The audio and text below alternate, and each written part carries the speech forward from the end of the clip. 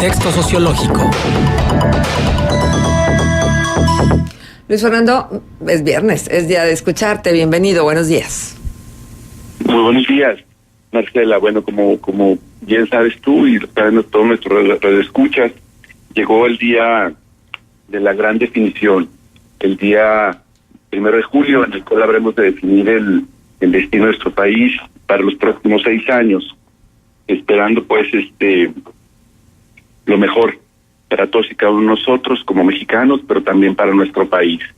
En este caso, acudí al maestro Pochas para preguntar, indagar con el maestro sobre qué había de suceder este próximo 1 de julio.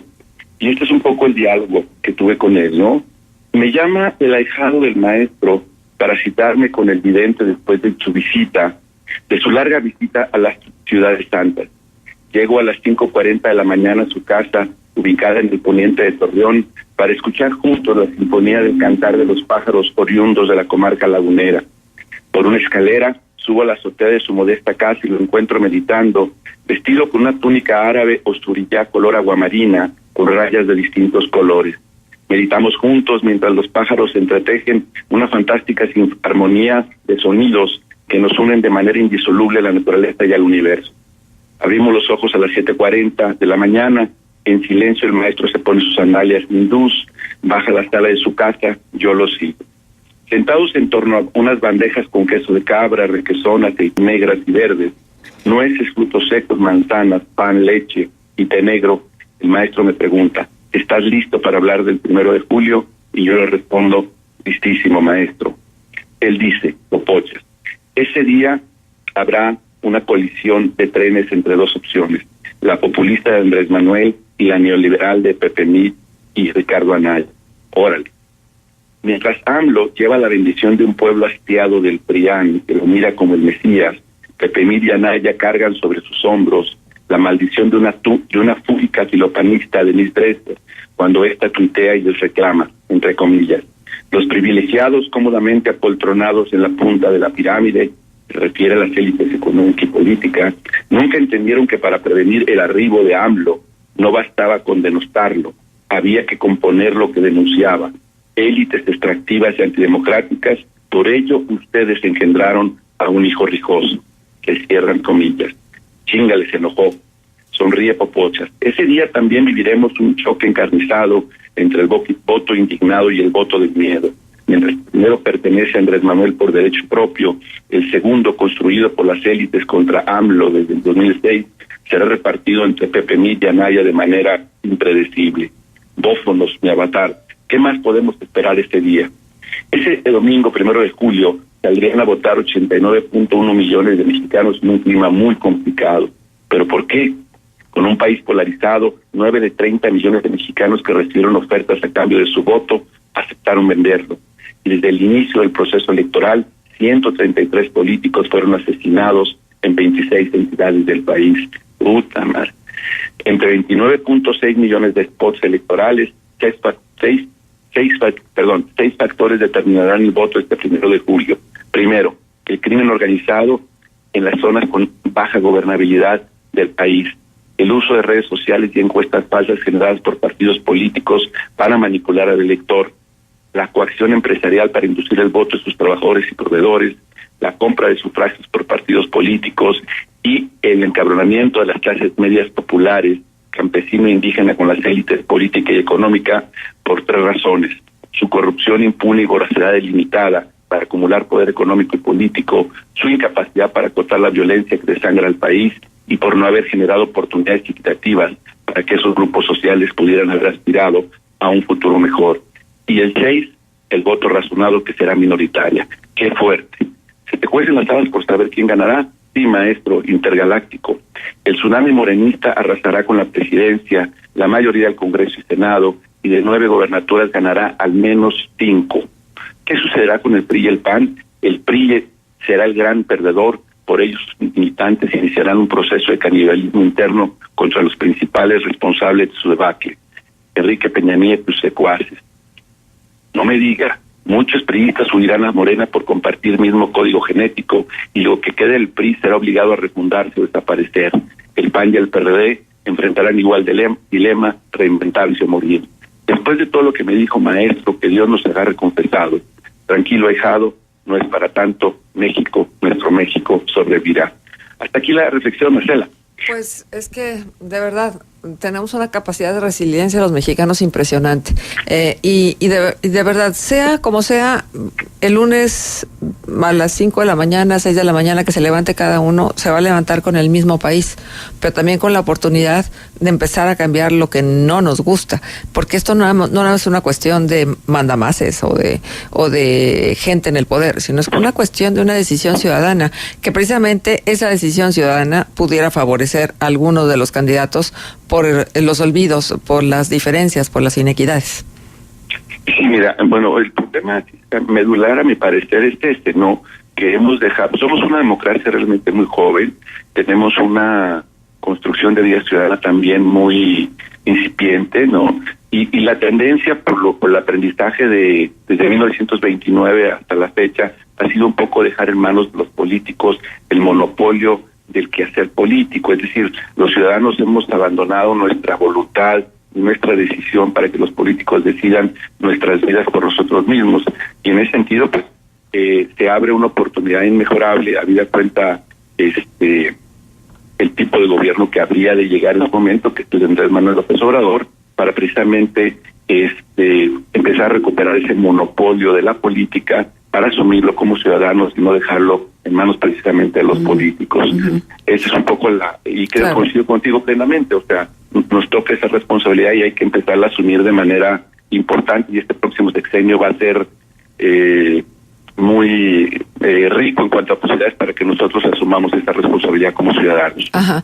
Oye, Luis Fernando, la complejidad del día de pudiera incidir en los resultados postelectorales, es decir, la judicialización del proceso, la posibilidad de que realmente pues amanezcamos tal vez como amanecimos en Coahuila hace un poco más de un año, con incertidumbres.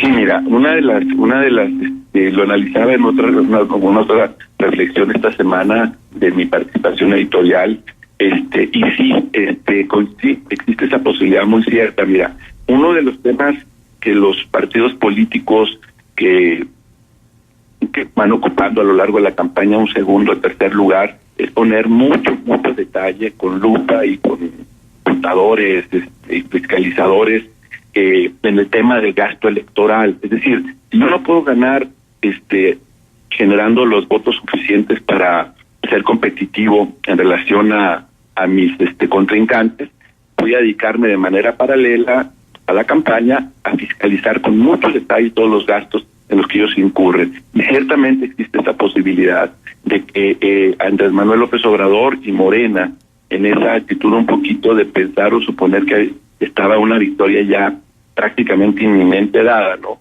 Que hayan descuidado el tema de la fiscalización de sus propios gastos electorales, al contrario, y que sus contrincantes puedan aprovechar en algún momento esa situación para judicializar las elecciones y eventualmente anularlas y evitar la posibilidad de que Morena pueda competir en una hipotética segunda, digamos, contienda electoral. Pero sí, el peligro está ahí, y yo te puedo asegurar que tanto el PRI como el PAN, en términos de sus respectivas coaliciones, estuvieron vigilando de manera muy cercana el tema de la fiscalización de los gastos electorales de Morena en ese sentido. Pensando en esta posibilidad, claro está, anular las elecciones y evitar que pudieran contender en una segunda posibilidad. Claro. Ahora, el comportamiento del ciudadano en general, ¿qué esperas? Digo, en función de lo copiosa que pudiera ser la participación desde las urnas, pero también de esta necesidad de no seguir difundiendo rumores, estas campañas que luego han venido siendo la constante durante todo el proceso electoral. Ayer veía con mucha preocupación cómo se viralizó un mensaje de voz donde hablaban de que si el ejército iba a estar acuartelado, que no saliéramos después de las elecciones, etcétera. Y bueno, la verdad de las cosas es que el ejército siempre está acuartelado, ¿no? En jornadas como estas, pero claro, no necesariamente porque haya un riesgo particular al este día. Entonces, ¿qué hacer? ¿Cómo crees que va a ser el comportamiento del ciudadano en general? Mira, aquí la parte más, desde mi punto de vista más preocupante, es que el voto es finalmente el voto minoritario, el voto razonado, racional e informado es el voto minoritario, La gente va a votar mucho en función de sus emociones, con los 6 factores que mencioné, ¿verdad? Que no voy a repetir, pero bueno, respondiendo a tu pregunta de una manera muy puntual, yo pienso que va a haber una participación notable, que va a rebasar históricamente lo que hemos tenido en México. La gente ciertamente, algunos partidos políticos están tratando de inhibir la participación del votante porque saben que tienen un voto duro sólido, como es el caso del PRI, ¿no? Y que en la medida que se haga presente en las urnas de manera disciplinada, militarmente disciplinada desde muy temprano, podrían ir torciendo, digamos, las expectativas definidas por las encuestas. Y en ese sentido, la guerra negra o la guerra sucia en estos últimos días está un poco en ese sentido. Pero también es importante señalarlo, va en el sentido de llamar al voto útil, por ejemplo, partiendo del supuesto de que hay muchas personas indecisas o que no manifestaron su voluntad durante las encuestas, ¿verdad? Entonces están buscando un llamado tanto al voto útil como al voto secreto que le llaman, ¿no? Entonces sí, ha habido una guerra muy intensiva sobre todo por parte del PAN y del PRI, uno para llamar al voto útil o secreto y el otro para inhibir la participación de la ciudadanía bajo el supuesto de que la estructura o el voto duro pudiera en un momento dado asumir el control de las urnas en términos de participación electoral, ¿no?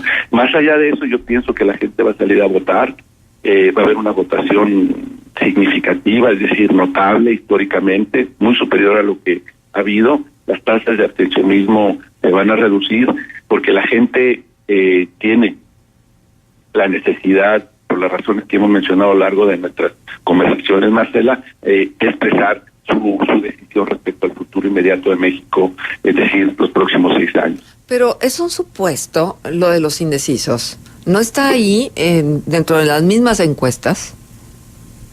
Lo de los indecisos, porque tú decías, es un supuesto lo de los indecisos. ¿Es un supuesto o es una realidad? Mira, varía mucho. Mira, yo estuve revisando todas las encuestas, comparto con nuestros radioescuchas los sitios que compartía. El uno, para mí el más serio es el de Oráculum, ¿no? Pero también revisé Candidatum, revisé Verificado y hacía como una evaluación de los 3. Oráculum es un sitio que tiene una encuesta de encuestas en la cual revisan de manera muy estricta la metodología de todos y cada una, de tal suerte que evitan hasta donde es posible el sesgo, las imprecisiones, etcétera. Es importante hacer notar a nuestros escuchas lo siguiente. Ciertamente las encuestas son una fotografía muy puntual de una realidad que estamos viviendo. No define el proceso de cómo se va construyendo los eventos, en este caso las campañas electorales. Sin embargo, los encuestólogos o las empresas han hecho, los serios, los responsables, los profesionales, han hecho un esfuerzo muy importante para mejorar todos los problemas que tuvieron las elecciones pasadas, lo que sucedió con el Brexit allá en Europa, en Colombia, etcétera. Y en ese sentido, estas encuestas reducen a su mínima expresión los indecisos, así como también el voto secreto. Entonces, en ese sentido, yo pienso que las encuestas, al menos las que yo estoy revisando en el caso de Oráculo y Candidatum, son muy, muy precisas y dan por una diferencia de 20 a 35 hasta 40 puntos una victoria para Andrés Manuel López Obrador. Sin embargo, el argumento del voto indeciso, del voto secreto, ha sido utilizado mayormente por el PAN y por el PRI, por el objeto de hacer pensar o suponer que las empresas encuestadores son poco profesionales, no son precisas, son incapaces de determinar el momento que está viendo la realidad electoral del país para hacer ese llamado, digamos, a ese voto, entre comillas, indeciso o secreto, ¿no? Que a mi parecer existe de manera pero muy reducida, no determinante como para impactar de manera única y definitiva el resultado electoral, ¿no? No sé si sean interpretaciones, porque finalmente hay un mundo de información en torno a los indecisos. Estoy viendo ahora mismo una nota de Animal Político, que es un portal muy serio de investigación, Sí, lo conocemos. Sí, La alternancia en México, dice la nota, en manos de los indecisos. Y bueno, una cantidad también de análisis de qué está pasando con los indecisos, cómo se formaron estos indecisos, que también es bien interesante, que tiene que ver mucho con el planteamiento de tu columna y el diálogo que tuvo el maestro Popochas, en función de qué fue lo que se dejó de hacer para llegar al momento en el que estamos, y con el apoyo casi pues generalizado hacia un proyecto específico. Entonces, sí creo que probablemente pudiéramos, a pesar de que hay algunas certezas, ver también algunas sorpresas. Sí, claro. La verdad, yo pienso que es como la vida, ¿no? Y más allá de las certezas que pudiéramos tener bien fundamentadas, bien argumentadas, como es el caso de las muchas encuestas que se hicieron, en particular las más serias y responsables, la posibilidad de la sorpresa siempre está ahí, ¿no? Y hay que estar preparados para ello, ¿no? Y en ese sentido yo creo que el maestro Popochas está abierto también en ese sentido a aceptar cualquier sorpresa que pudiera haber. Más allá de eso, sin embargo, yo en lo personal pienso que no van a ser sorpresas, digamos, que puedan redefinir o reescribir lo que las tendencias de las encuestas más serias del país han marcado como una posibilidad, ¿no? Uh-huh. Pues ojalá que el maestro Popochas no se sorprenda y no vaya a perder su sazón. Muchísimas gracias. No te preocupes, no lo va a perder, estoy seguro de eso. Estés muy bien. Gracias, hasta luego.